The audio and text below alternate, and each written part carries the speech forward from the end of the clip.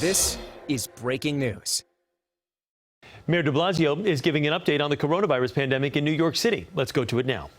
Work to make this a better country and to overcome our painful history and take us to someplace better. The amazing energy, the hopefulness, the resolve of this man is so much of what bonded all of us to him. No matter what he went through, he found a way to find a hopeful place, to find a North Star that moved him forward. And it's something we all need to remember right now. So we're mourning, but there's something I think even more important. I think he'd say it to us, which is to remember to always stay inspired and focused on the next thing we can make better. Now, a few months back in December, I had an incredible honor with my family of spending time with John Lewis. He spoke at the New York Historical Society, and I asked him how he got inspired originally. And in a picture you see, he's telling the story, and he uses the phrase good trouble. That's his signature phrase of how you can make trouble for a positive end. You can fight against something unjust. But he talked about starting out as a kid in a rural area with very little that told him about the outside world, and how teachers and mentors and clergy members started to open his eyes, not just to what was going on and what needed to change, but to what he could do about it. So this young man he was very clear, no reason to believe that he personally could change the world. He got inspired and became one of the crucial figures of the civil rights movement and everything since. So what an honor to have spent time with him. And let me tell you, his legacy lives on in so many people right now, including a lot of young people that I spent time with over the last few days. And on Friday, I was in Harlem for a town hall meeting with young people. And the spirit of John Lewis was clearly in the room, in the sense that these young people were learning about their own abilities, their own power to make change, their own value, what a different world they could help create. It was very, very moving to hear their voices.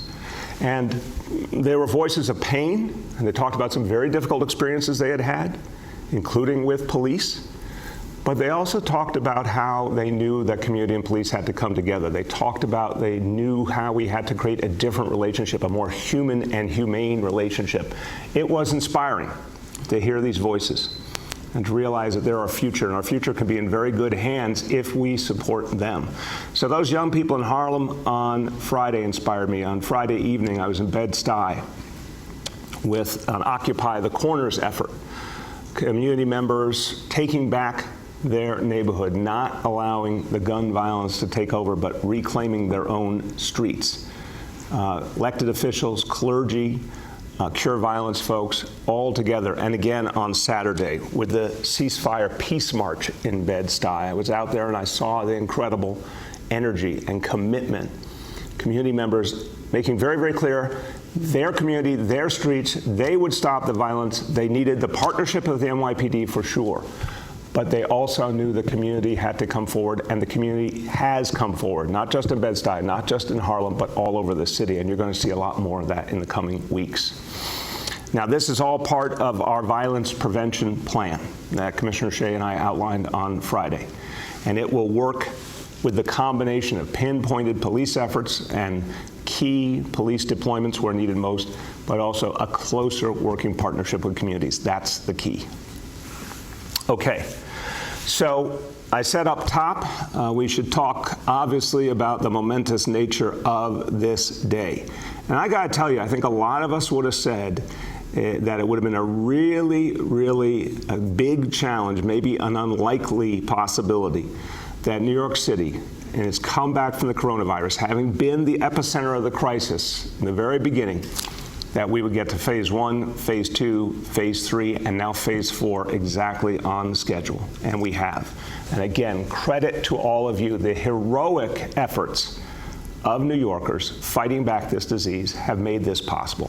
So, phase 4 begins today. A lot of wonderful things. We see sports coming back, baseball back this week, professional baseball, Major League Baseball. That's going to be incredible. Media production starting again, a big part of the life of the city, a big part of people's livelihoods. Some wonderful outdoor activities opening up again, botanical gardens, zoos at more limited capacity, but they will be open, and that's going to be great. So many things are moving forward, heavy emphasis on outdoors, but when it comes to certain indoor activities, that's where we keep holding back. So we're holding back indoor dining, museums, malls, things that we're still not certain can be done right. And a reminder that even though we think there's a lot of evidence of a huge difference between outdoor and outdoor always being better. And that's why we extended the outdoor dining all the way to October 31st. Let's take maximum advantage of that. It's an amazing thing. But outdoors doesn't mean that people should forget all of the tough lessons that we've learned. And overwhelmingly, let's be fair, overwhelmingly around the city, folks who own restaurants, bars, and their customers have been responsible, have been smart, have remembered to follow the rules, but not everywhere. We saw some real troubling overcrowding in Astoria this weekend. We will not tolerate it. Let's be really clear. It's not widespread, but where we find it, it has to be stopped. There's one restaurant in Astoria that was a focal point for this overcrowding. They've been shut down. And no one wants to shut down bars or restaurants, but if they do not cooperate in our efforts to contain the coronavirus, they will be shut down. We don't want to give out summonses. Everyone's hurting right now financially, economically, but if we have to, we'll give out summonses. So there will be heavier enforcement efforts by the sheriff's office and when needed by the NYPD as well around bars and restaurants. I want it to be very, very clear. When we agreed to let this part of our life come back, it was not meant to be business as usual. It was meant to be with the understanding we all gained the hard way of why we need social distancing, why we need face coverings, why we need to understand some limits to stop this disease and to never let it come back. So you'll see, as I said, a very aggressive effort to enforce. And look, I think it's as clear as this. We don't want to shut down restaurants, we don't want to shut down bars, but if we have to shut down a few of those, it is a hell of a lot better than seeing the coronavirus start to surge again in this city. And we know in other places it was reckless disregard in the way that bars and restaurants were handled. That was one of the causes of a resurgence of the coronavirus. We will not let that happen here. So everyone, remember, we've got to keep to those rules. Keep educating everyone around you. Face coverings, social distancing, work. Now, that's the importance of doing that, including when you're outdoors. And while we're talking about outdoors, let's talk about this very hot week we're going into, and particularly today. Today is a day to be very concerned about. The heat index could reach 100 today. So everyone, remember, we get into this very hot temperatures. Take it seriously. Do not minimize the challenge. Stay hydrated. Stay cool. When you can, stay in air conditioning. Check on your neighbors. If you know there's a neighbor who might be a little more vulnerable, a senior or someone with a health condition that might make them more vulnerable, check in on them. Make sure they have enough water or anything they need. Now, there's going to be cooling centers open all over the city. They'll be smart in the terms of the way they run them. There'll be social distancing face coverings within the cooling centers, but they'll be available to anyone who needs them for free. And you see on your screen a variety of efforts outdoors and indoors in our parks and all around to keep people cool. Anyone who needs to know about that, you can call 311 for locations near you, or go to nyc.gov/beattheheat. Get all the information you need. Okay, I'm about to turn to our daily indicators, but before I do, we have an important milestone in our city's recent history that I want to note, and it's a good one. There is good news. No matter what challenges we face, New Yorkers keep creating good news. And here's one about City Bike. This is quite amazing. Just in the last week, the 100 millionth City Bike trip in New York City. 100 million trips on a City Bike. All about making sure people can get around in a way that is friendly to the environment, no emissions, no pollution. This is a fantastic development, and also the 1,000th City Bike station installed. So City Bike being expanded, this has been proven to be a really good thing in the midst of this pandemic. It's been a great option for a lot of New Yorkers who wanted a different way to get around, and we're going to keep expanding in the Bronx. In Upper Manhattan, folks at Department of Transportation are working every day to make sure there's more and better options, and they are safe options. Now let's do our indicators. Number one, daily number of people admitted to hospitals for suspected COVID-19. The threshold is 200. Today's report, 74 patients. Number two, daily number of people in health and hospitals, ICUs, threshold 375. Today's report, 311. And number three, percentage of people testing citywide positive for COVID-19, threshold of 15%. Today's report, once again, 2%. So a very good day. A few words in Spanish. Debido al calor extremo, los centros de enfriamiento estarán abiertos hoy. Todos los que visiten los centros tienen que usar mascarilla y mantener distancia entre uno y otro. Necesitamos proteger a los neoyorquinos del calor y el virus, especialmente a los más vulnerables. With that, we will turn to our colleagues in the media. Please let me know the name and outlet of each journalist. Hi all, just a reminder that we have with us today Deputy Mayor Bean, Commissioner Criswell, Sheriff Frizito, and Senior Advisor Dr. Varma. With that, we'll start with Andrew from NBC. Oh, always nice to be in the leadoff spot. I just try to get on base here. Hope everybody's doing okay. Mayor, my first question has to do with schools. Israel has readjusted its policies for fall reopening, where students in kindergarten to fourth grade will return full-time, 5 days a week. And that's based on medical evidence that children under 10 very, very rarely spread the virus. I'm wondering, is New York considering a similar plan for the DOE to fully reopen from kindergarten through fourth grade and go to the blended learning for the higher grades? And if not, why not?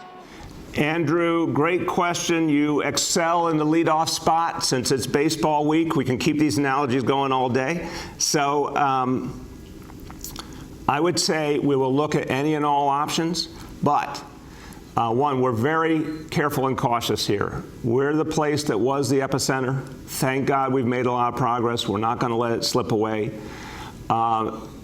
There's a lot of people in Israel, in a small country, but nowhere near the kind of density we're talking about here. So I think our approach would be particularly cautious. We also have just the space realities in schools to think about.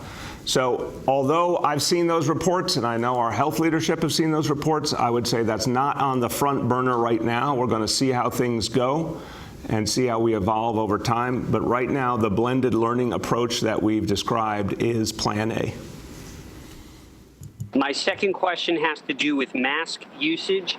The MTA today is stepping up a program to distribute masks and encourage masks on trains and buses. Their latest numbers show 90% compliance on subways, which may sound high, but if you have 200 people on a train, that's 20 people not wearing a mask. I'm wondering what you think of that number and whether you think even stronger measures need to be taken, not only in transit, but in stores and all across the city to enforce mask usage. Yeah, Andrew, what we're finding is the best measures are the free masks constantly distributed, the constant reminders, the educational efforts, including the in-person education efforts, the messages spread out in a variety of ways. That's where I would stay now, because I think that's what is getting people overwhelmingly to comply, but we just need to do more of it and better. But again, we're going to watch every step along the way, and if we need to do something more aggressive, that's always an option. Next, we have Gersh from Streets Blog. How are you, Mr. Mayor? Hey, Gersh, how you doing? I'm good. I'm staying cool. You have to continue the baseball theme, Gersh. Well, I don't know if Andrew got on base, so I'll bunt him over if he did, if it's late in the innings. Anyway, the New York Post reports today that the NYPD has scrapped its 114-member traffic congestion mitigation unit. Now, this move comes days after you disagreed with some advocates and said that you believe the traffic enforcement should remain inside the NYPD. So if that's the case, why did the NYPD get rid of a key traffic enforcement unit? So again, I have not seen that article, so let me make sure that I'm responding broadly, because I don't want to pick up on the way that article might have characterized it. So Look, what we had to do in light of the budget situation, in light of the changes we made with NYPD, was free up officers for a lot of other important work right now, particularly fighting back some of the issues we're having with shootings around the city. And we obviously, for now, have seen a great reduction in the amount of vehicle traffic, vehicle activity in this city. So this is where we're starting, is having to make adjustments as we go along, but we'll keep assessing it. And things we do right now may not be what we do in the future, but this is what we're doing now.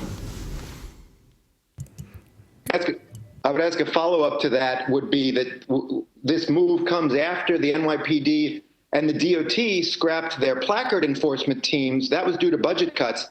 Now, your pay-by-plate electronic system is not in place until next year at the earliest. So right now, is any arm of your government enforcing placard misuse by city employees? Yeah, there's still, from everything I understand, and we'll get you the facts, there's still all the other ongoing enforcement that happens separate from that specialized unit. And this is something we'll keep fighting against, but again, we have much more profound priorities right now in terms of fighting back the coronavirus, in terms of fighting this recent spate of shootings, and dealing with a change in the NYPD budget. But we'll keep making adjustments as we go along, and that technological support that we're going to get next year, that new solution based on better technology, I think is really going to be the thing that's going to change things once and for all.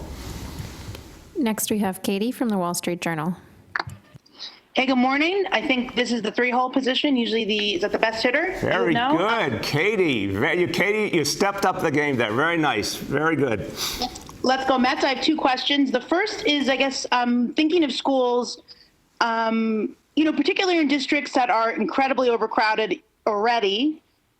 Is there a plan to perhaps find outside siting for school, whether it's libraries, large unused spaces, trailers, which I know are very controversial? So what, if there is the plan, what would that plan be? Yes, Katie, that's exactly what Lorraine Grillo and folks at School Construction Authority are looking at right now. Where there is additional space that could work for a school, that's going to be the first priority. Obviously, a lot of space is being found for childcare as well, as we announced last week. For a space to work for a school, it obviously has to be pretty nearby and it has to be available quickly, et cetera. But yes, absolutely, that is what's being done right now. Trailers, maybe some, but as you said, never a preference. My second question is just your response to a video that I first saw reported in the Daily News. It was Commissioner Shea speaking at a ComStat briefing on Thursday. He was very critical of lawmakers. He said people that don't have a clue about how to keep New Yorkers safe suddenly think they know about policing. But I wanted to get your reaction, as a politician, if you've spoken to him about those. This is his criticism of, calls for reform to the police department. So what's your response? Have you spoken to him since? If you've seen the video? All that. Yeah, I've spoken with him. Look, I have not seen the video, but I've spoken with him. I have a lot of respect for him, and I think on Friday we were able to lay out the vision for moving forward. And I think the central point here is we all have to turn the page and move forward. That language wasn't constructive. I don't think it's helpful. I think we just need to understand there's a lot of frustrations out there. I do understand the frustrations. He and I have talked about it, and I've understood it was important for him to express some of those concerns. But now it's time to move forward. Next, we have Maya from Patch. Hi, good morning, Mr. Mayor. Maya, are you a baseball fan? I am a Yankees and a Mets fan. I have to play both sides. Wow. That's the most controversial statement we're going to hear during this press conference. You are a rarity. I report on Queens. I'm from New York City. I've got to support both of them. All right. I admire that. My question is about the scenes that we saw in Astoria this weekend. I know that you promised an enforcement blitz. People were sent out from the sheriff's office and the NYPD to enforce there. But City Council member Constantinides and residents of Astoria have been raising this issue to the city for weeks now and say that if the city had acted sooner, that potentially we wouldn't have seen the scenes that we saw from this past week and this past weekend, and that Steinway is not an isolated thoroughfare for all of this. So my question to you is, why did you take so long to act when you were being notified by officials and 311 complainants about this issue for weeks? Yeah, Maya, I don't know all the details of the specific information that flowed to the sheriff's office or any of our other agencies, but I can tell you this much. I know there's been a lot of presence out there in recent weekends. I know overwhelmingly we found compliance around the city. This particular problem in Astoria obviously has grown, and it particularly occurred very late at night, and I think that's part of what was under-recognized. I'll be the first to say it. I think there was activity earlier in the evenings, but did not recognize that it was so late at night when some of these problems were occurring. But again, one restaurant has been shut down. If others have to be, and we don't want to, but if others have to be, we will. And we're going to have a lot of presence out there, and that's always going to be a solution. And people have to get clear that this is dangerous if they don't do it right. So, you know, we've given lots of warnings. Now, if we have to do fines, if we have to do shutdowns, we will. Maya, Just to follow up on that specifically, what would be your response to City Council Member Constantinides and the people who have been raising these issues of late night parties for weeks? Again, Maya, I don't know the specifics of what they raised to who. I have a lot of respect for him. I just don't know the specifics, so I can't speak to it. But any time that any community members or elected officials raise something, our enforcement agencies are supposed to get out there and do it. And if they miss something, then they got to do better quickly. Next, we have Yoav from the city.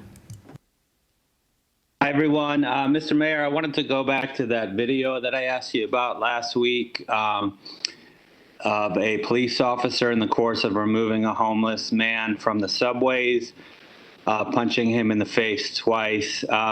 Wondering if you've had a chance to see that video, and I'm trying to find out the status of the officer, whether he's been reassigned or put on modified duty?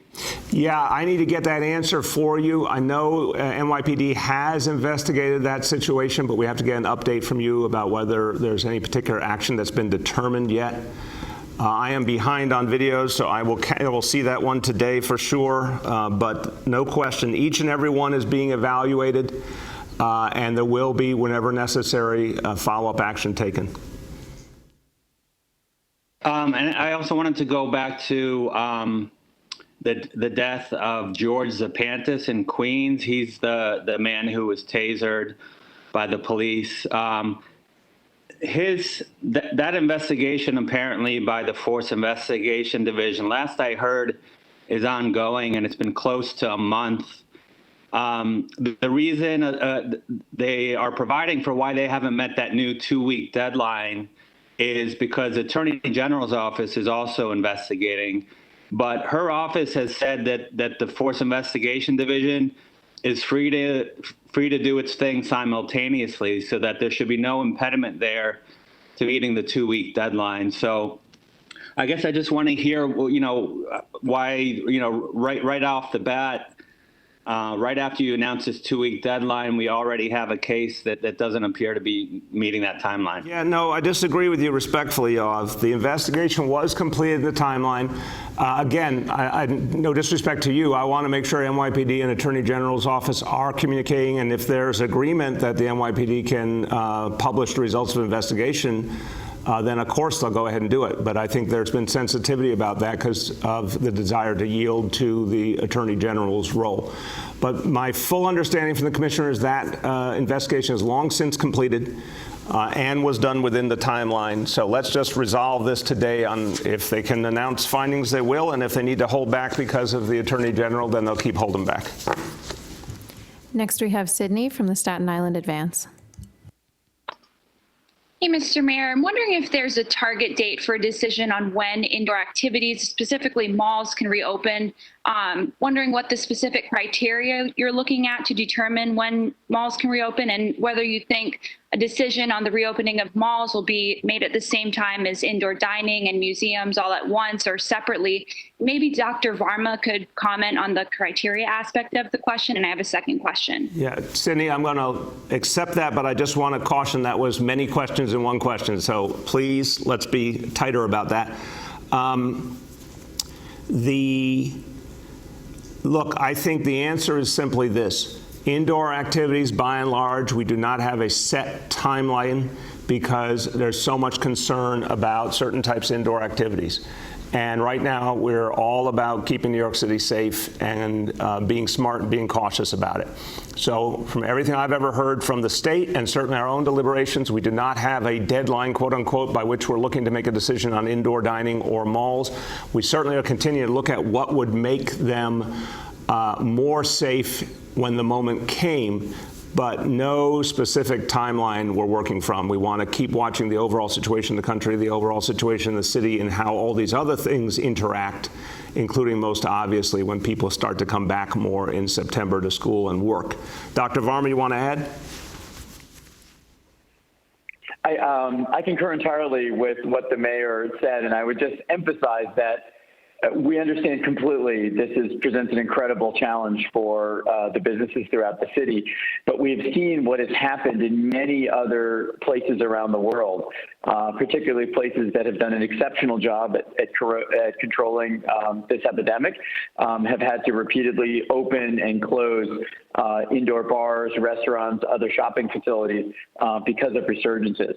So I think the approach that the mayor has laid out about being as cautious as possible, while we recognize it doesn't provide the certainty that people need, I think it does provide us with the important understanding that we need to be very cautious because of the experience seen throughout the world. Go ahead, Sydney.